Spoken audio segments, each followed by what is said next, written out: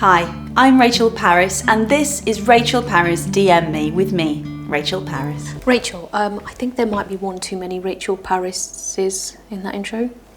Can you have too many Rachel Parrises?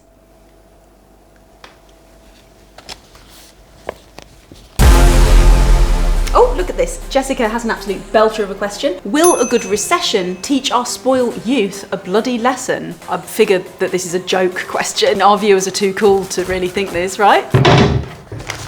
What's happening? Late Night MASH offers an array of different viewpoints and provides a great entertainment value for viewers from across the political spectrum.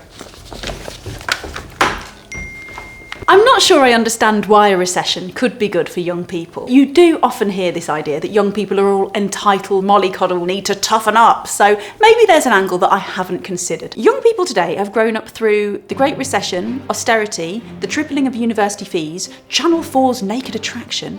Many have come of age during a global pandemic, sacrificing their school years, their qualifications, or spending their first year trapped alone in a box room zooming into lectures.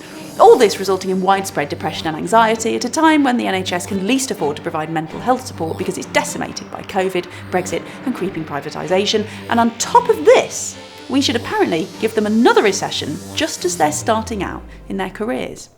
It's almost like we're deliberately setting young people a series of daunting challenges to toughen them up for some future reckoning, like an army sergeant toughening up war recruit.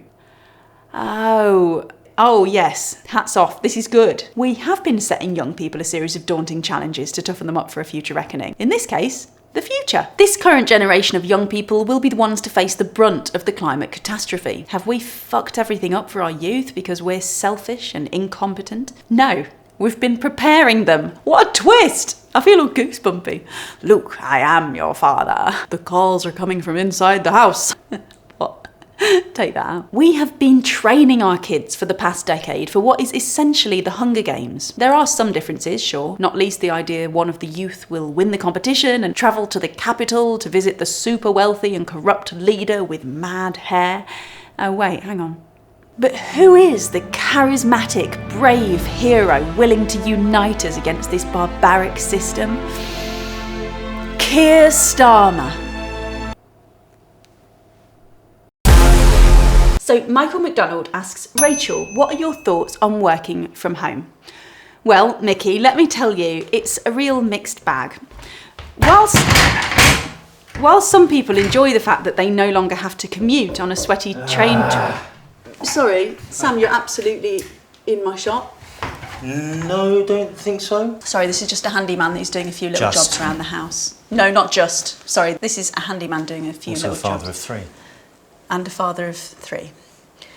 So yeah, if you could just move out of the way, if that's... Ah. Yeah. Yeah. Your job's more important than my job. No. Got it. No? Yeah. Tell you what I'll do. Yeah. I'll go take a little break, I'll finish this off later, and that way I'll miss being able to tell my kids a bedtime story tonight. Thank you. Good luck. I'm in my element during the commute. Look at me, I love attention and I know exactly how to get it. Say that again. I do my makeup on it.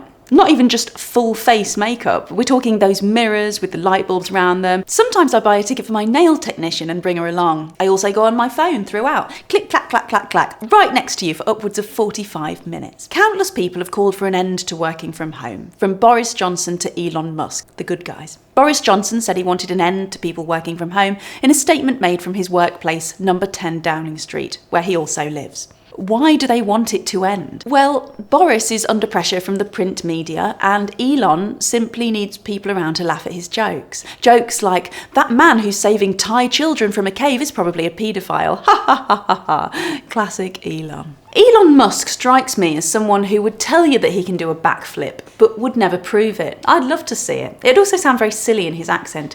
Backflop, backflop, big flap, backflip, big flop. It's just a funny accent. And that's not racism, by the way, because Elon is a billionaire. It's the definition of punching up. Oh, I would love to punch him. But the idea that a vast majority of our jobs could be done from home, Why did no one think of this before? I'm doing this from home right now. I mean, it's a hired kitchen meant to look like my home. Rachel, the channel really want this to feel authentic, you know, like when YouTubers answer questions from like their viewers and stuff. So if you could try and avoid pointing out that it's not real. Yeah, sure. I mean, but you're not even a real producer. You're an actor. You were in Man Like Mobeen. Well, it's only in the pilot. So. Well, yeah, we recast. Yeah. It's on Netflix now, isn't it? Is it? It's doing really well. That's good. Sorry, Rachel, as the actual producer, I do have to say the point still stands. We will have to cut that later. Oh, of course the real producer is a white guy. And a whiny little bitch. Alex Parker 1991 asks how to make friends as an adult. First of all, it's a great question, Alex, and it is really hard. It's easy to meet people, but it's not easy to make friends. When we were kids, you'd just run up to a child and say, "Do you want to be friends?" But now, and I can't stress this enough, you mustn't run up people in the street and ask them to play with you. And you especially can't do it to kids. The pandemic and an increase in working from home has made it much harder. It's hard to make friends or gossip, flirt, give someone a friendly wedgie over Zoom. You don't know their history. They might have a blurred background, and sometimes that connection is unstable. Wow, this is good stuff. This is very profound. Maybe we need to unmute our souls. Arseholes? No, our souls. Arseholes? No, our souls. Arseholes! No! Does sound quite a bit like arseholes. Jesus Christ, I'm trying to be profound. Did you think it sounded like arseholes as well? Not really. Maybe we should unmute our souls. That's the one. That's the That's one. it's really good, Miss Parris. Yeah. Next up, Thea Wilson asks, is it ever okay to like shows that have problematic elements, especially older ones? Are you talking about Friends? You're talking about Friends, aren't you? Yeah, you're talking about Friends. Okay, look, I love Friends. I can't stop watching it. Yes, sure, all the male characters seem to live in fear of appearing anything other than straighter than Charlton Heston playing Paul Newman in a biopic of Burt Reynolds, produced by Tom Selleck, scored by Roger Moore, screenplay by Harrison Ford, Ron Perlman, James Gandolfini, Dwayne "The Rock" Johnson, Tim Lovejoy. What was my point? I've just been naming men and I've run out of men. You were talking about Friends. Friends. Yes, I maintain that Ross Geller is the best comedy character of the 20th century. The question was about problematic TV? Yes, look, the fact that you're even asking this question shows that you're an upstanding, empathetic person. It shows that you're a good egg, you're a mensch. All that matters is how these programmes make you feel. Does your enjoyment outweigh that feeling of guilt in the back of your head? Of course it does. You're probably not even watching my response. You're a full minute into season 8 of The Cosby Show. The thing is, I know that it is homophobic, but like that was how people were. The same thing as like, you know, you've got, you know, Rachel and Phoebe and Monica all calling each other bitch quite a lot. When only Rachel is the bitch, really. I don't think we can say that. No. No, that wasn't really my point. It was that, like, you know, we did, when I was at school, we did freely use the word bitch. And sluts. No, not sluts. No. No, different time. Different time. Which one had the best boobs, though? That's the question, isn't it? That's not the question I'm asking. But I mean, I think it was Rachel. Rachel, yeah. Yeah. I don't like the way Chandler dressed. Really? No. He made a choice, or someone made a choice for him to wear bowling shirts and oversized slacks.